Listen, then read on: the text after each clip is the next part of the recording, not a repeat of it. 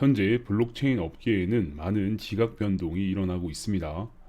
리플 소송에 있어서도 블록체인 협회는 이 소송이 대법원행을 예상하고 있다라고 하는데 어떤 지각 변동이 있고 왜 이렇게 예상을 하는지 한번 말씀드려 보겠습니다. 리플사와 블록체인 협회, 상공회의소 모두 SEC의 소송에서 대법원까지 올라가는 것을 염두에 두고 있다고 합니다.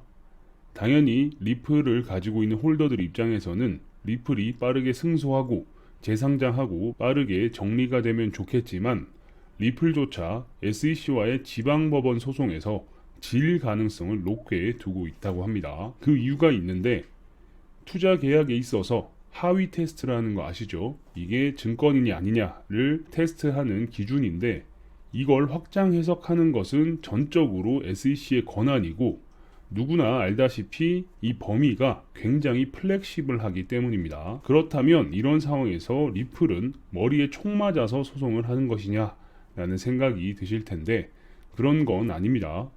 냉정하게 이야기해서 리플 소송 전략은 대법원에서 펼쳐질 서사가 필요한 상황이에요. 행정기관의 재량의 정의를 바꾸는 서사는 대법원에서 나옵니다. 그 대법원에서 펼쳐질 서사에는 SEC의 폐악질이 지방법원보다 훨씬 더 중점적으로 다뤄지기 때문에 SEC는 보통 이때쯤 제대로 된 합의 의향을 보이게 되는 거죠. FTX의 파산의 중심에 있던 샘 뱅크먼 프리드는 보석 후 자택에서 편안한 시간을 보내고 있죠. 3,200억의 보석금 중 한 푼도 내지 않고 집으로 돌아갔습니다. 부모님의 집을 담보로 잡았다라고 하는데 사실 이건 그냥 누구나 할 수 있는 건 아니죠. 이게 바로 무엇이냐? 바로 로비의 힘입니다. 무엇이 잘못되고 정의가 살아있고 이런 순수한 생각은 잠시 접어두는 게 좋을 것 같아요. 샘 뱅크먼 프리드가 집에서 편안하게 쉬고 있는 그런 상황을 보면서도 리플이 억울하게 당했다라면서 판사님께서 아주 정정당당한 제대로 된 판결을 내려주실 거다라고 생각한다면 그건 동화 속 스토리에 가깝다고 볼 수 있는 거죠. 중요한 내용들은 모두 밀실에서 이뤄지고 그 과정에서 잠깐의 공청회를 통해 대중의 의견을 듣는 척 하는 게 아직까지 미국의 민주주의다라는 거죠. 이걸 기반으로 깔고 이제부터 로비 이야기를 한번 해보려 합니다. 왜냐? 2022년에서 이제 2023년으로 넘어가죠. 새로운 로비 예산이 필요한 시기이기 때문입니다. 4일 전 아주 중요한 이슈가 하나 등장을 했습니다. 바이낸스가 FTX의 빈자리를 열심히 우걱우걱 씹어 드시더니 미국에서 이걸 가만히 두지 않았죠. 감히 우리 워싱턴의 친구를 하면서 장풍 공격을 날렸습니다. 그리고 이걸 정통으로 맞은 바이낸스는 신뢰를 이슈로 FTX에서 넘어온 자금들을 토해냈어요. 그런데 바이낸스는 단순히 자산을 토해냄을 넘어서 BNB까지 문제가 생기면 안 되겠다라는 생각에 백기투항을 했습니다. 최근 SEC에서 FTT는 증권이다라는 결론을 냈죠. 바이낸스의 BNB도 언제든 문제를 삼으면 문제가 된다라고 지난 영상에서 말씀을 드렸습니다. 해당 내용은 뉴스로 전파가 되었는데 바이낸스가 미국의 디지털 상공회의소 로비의 핵심 축 중 하나인 이곳에 들어와서 정부의 반기를 들며 타의적으로 돈을 뱉어내느니 스스로 로비에 돈을 바치겠다라는 선언을 해버렸습니다. FTX라는 백기사가 없어지고 그레이스케일도 비리비리해지다 보니까 크립토의 돈맛을 본 정치인들은 갑자기 시무룩해진 거죠. 내년은 올해만큼 좀 어려울까요? 당연히 어렵겠죠. 코인베이스 거래량도 박살이 났고 인프라법의 새로운 사업의 씨앗들을 브로커의 정의 하나로 씨앗들은 싹도 틔우지 못한 채 죽어버린 상황이죠. 그런데 놀랍게도 아직 끝발이 남아있는 애들이 있습니다. 첫 번째, 당연히 바이낸스죠. 여러분, 이제 바이낸스의 수수료 맛 좀 보실 차례입니다.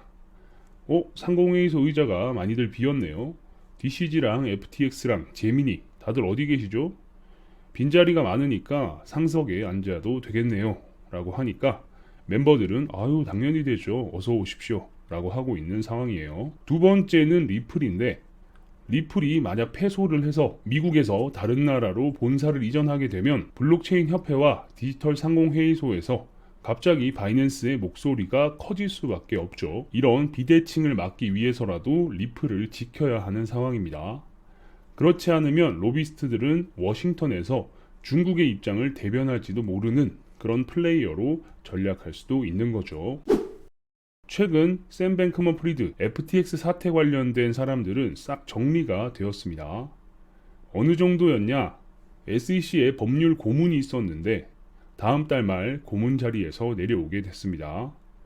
열심히 꿀 빨다가 소개시켜준 애가 사고를 거하게 쳐버리니 어쩔 수 없이 내려와야 하는 상황인 거죠. 하지만 워낙 조직에 충성해준 사람이라 사고가 발생하긴 했지만 SEC 의장 게리 갠슬러는 다른 직장을 구하는데 어려움이 없도록 소개장을 써줬습니다. 갠슬러는 이렇게 이야기한 거죠. 제가 이 친구 도움을 참 많이 받았습니다. 아유, 애가 아주 진국이더라고요.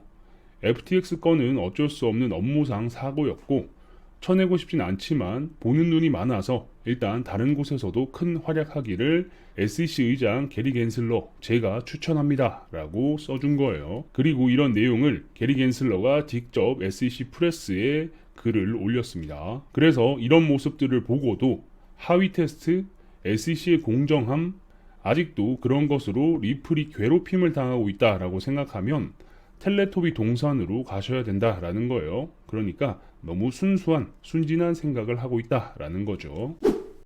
2023년 새해에 맞춰서 로비스트 분들은 아주 바쁜 상황입니다.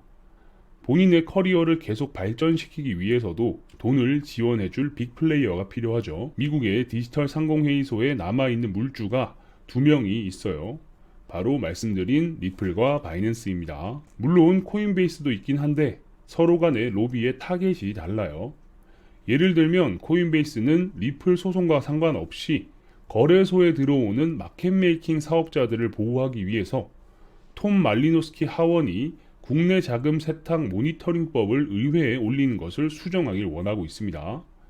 결국 이네이블러 법안을 수정해서 거래소의 유동성을 늘리는데 방해하지 말아달라라고 로비를 했어요. 이런 식으로 상공회의소 내에서도 서로 간의 타겟이 다르니 로비스트들은 적절히 그룹을 나누고 또 그 그룹끼리 묶어서 자금의 사이즈를 키우는 겁니다. 그리고 2022년 리플은 크립토에서도 거의 최상위권의 로비 금액을 지불했습니다. 이건 지방법원을 위한 그림은 아닙니다. 지방법원에서 진행되는 소송을 한 번에 이기면 좋겠지만 하위 테스트의 고무줄은 거의 무한대에 가까운지라 이걸 넘어서기가 쉽지 않은 상황인 거죠. 하위 테스트를 확장 해석하는 건 SEC의 고유 권한이다 라고 말씀을 드렸죠. 그리고 블록체인 협회의 역할은 어떤 의미가 있느냐? 크립토 업계에서 SEC와 관련된 굵직한 소송이 2개가 있었습니다. 첫 번째, SEC와 텔레그램의 그램의 소송이 있었죠. 텔레그램이 그램이라는 코인을 만들어서 무언가를 하려다가 SEC에게 소송을 당했던 일이 있었습니다.